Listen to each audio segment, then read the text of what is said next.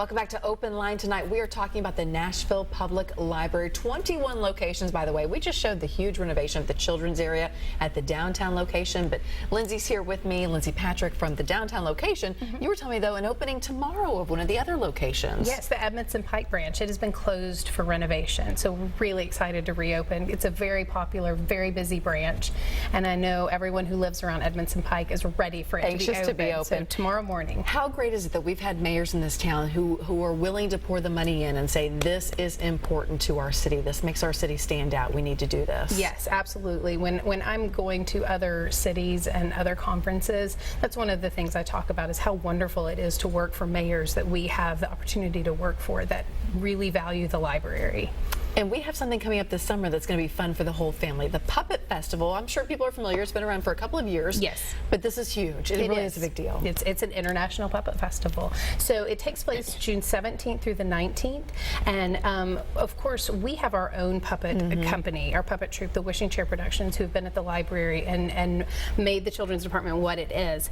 But we will be hosting a number of other puppet companies from all over the world. So we have some companies coming in from Argentina, Belgium, Italy, Japan, and Russia. And then we also have 10 other domestic puppet companies and some local, because there are other local puppet companies as well. So then we must have a ton of shows going on throughout the couple of days. Yes, all day long. And it's not just the puppet shows. We do have puppet shows going on all day, and just about every conceivable space in the library where we could seat people, there's a puppet show going on. But there's also going to be tons of other activities. There's going to be musicians, and there's going to be family craft making.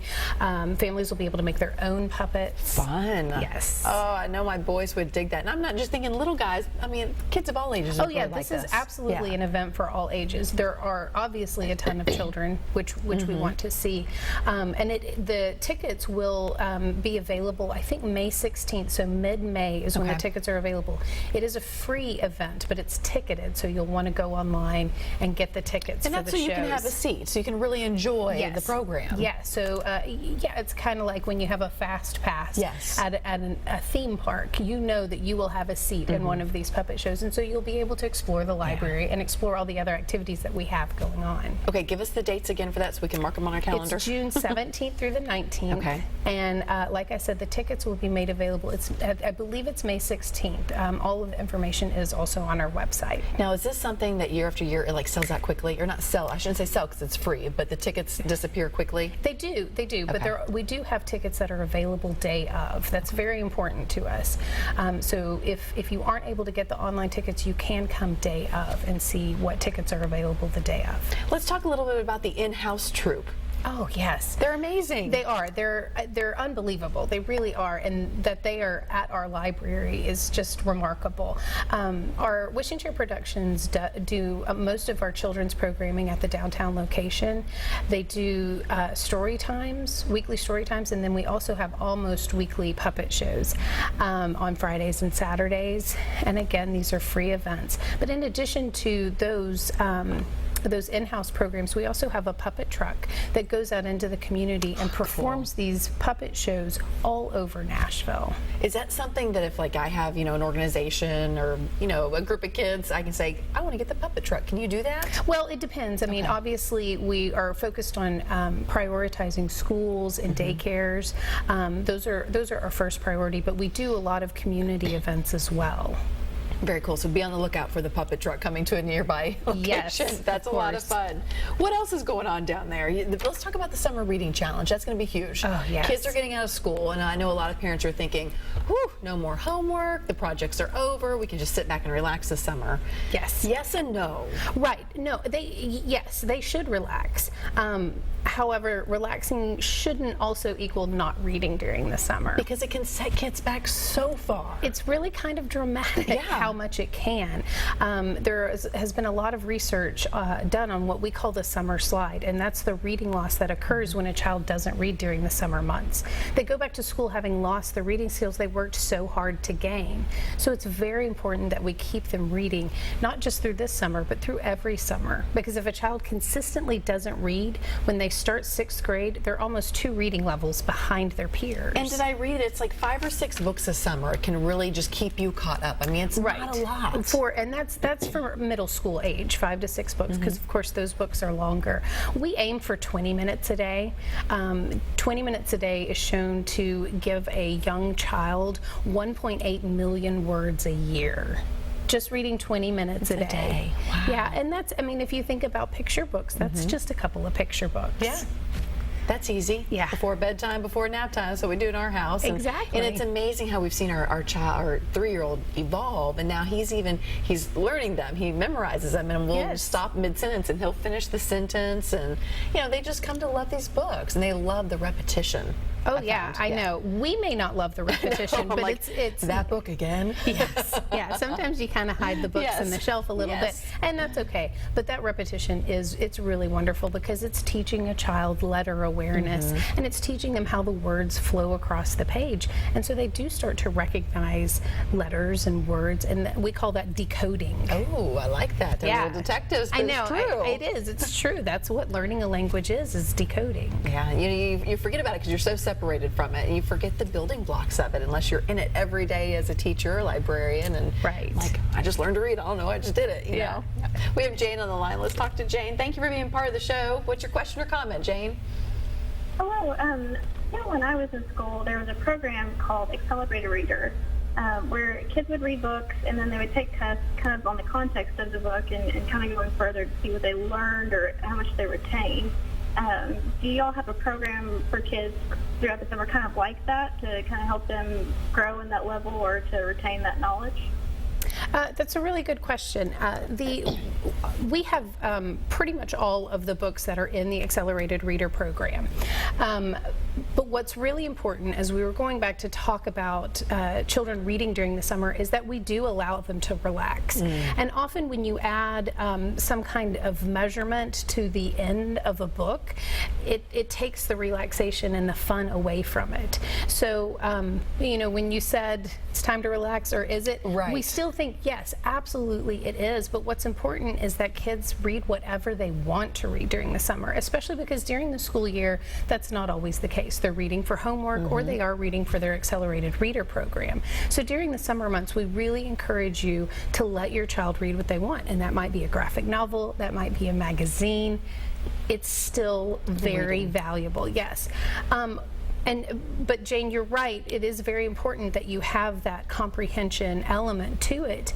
And so what I encourage parents to do is also read what your children are reading, or at least research it so that you know what they're reading and you're able to engage in a conversation. Or even better, if it's a book that they've read that has to do with science, finding one of our science programs for children that we're having all summer long. So then you can recall and say, do you remember when they were talking about this science experiment going horribly wrong?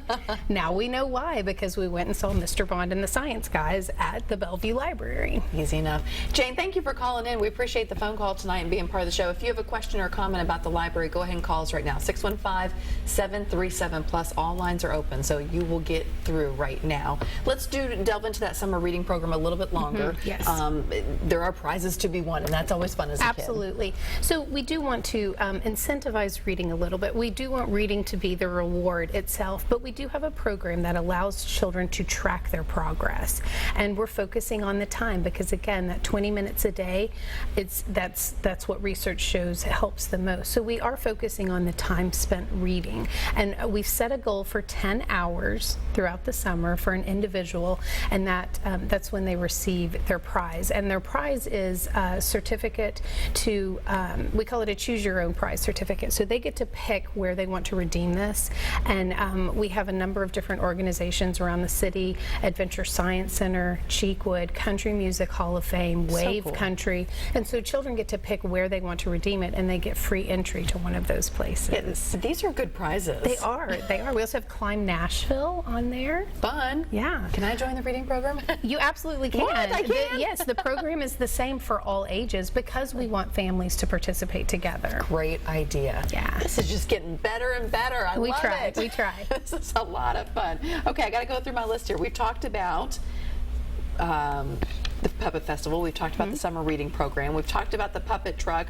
What about Salon 615? Oh, that's another one of the programs that I think makes Nashville so special, the Nashville Public Library so special.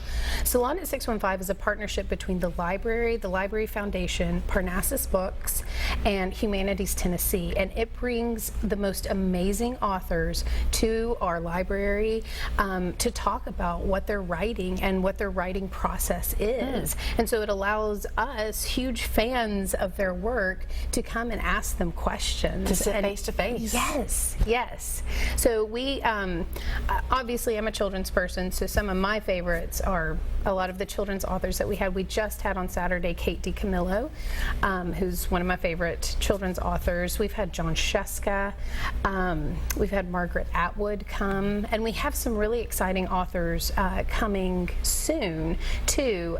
We have Steve Case, who is the co-founder of AOL, and he's going to be in a conversation, which are some of my favorite Salon at 615s. That's when two authors or two notable people are having a conversation, and I think I love hearing the authors read from their own work, but also just it just seems like two pals up there having a conversation about books. Right, and you get to kind of eavesdrop in on it. Yeah, we have Stephen King coming in the summer. What? I know, That's huge. I know. He'll actually be at the Ryman, and I do believe that it's sold out. But please check on the website to make sure that that's true. We have Louise Erdrich coming in May as well. So just a lot of really fun authors. So you do want to stay plugged in, so you know ahead of time that people like Stephen King are coming. Yes. And you can get those tickets. Yes, but there are always tickets available day of that are there to be had. Again, that's very important to us. I like that. Yeah. You can snatch them at the last and minute. on our website, a lot of our Salon at 615s are recorded and are available on our website. Well, that's nice too. Yeah, so if you do miss it, there is that opportunity as well. Very cool. Okay, time to take another quick break. When we come back, more about what's happening this summer at Nashville Public Library. Stay with us.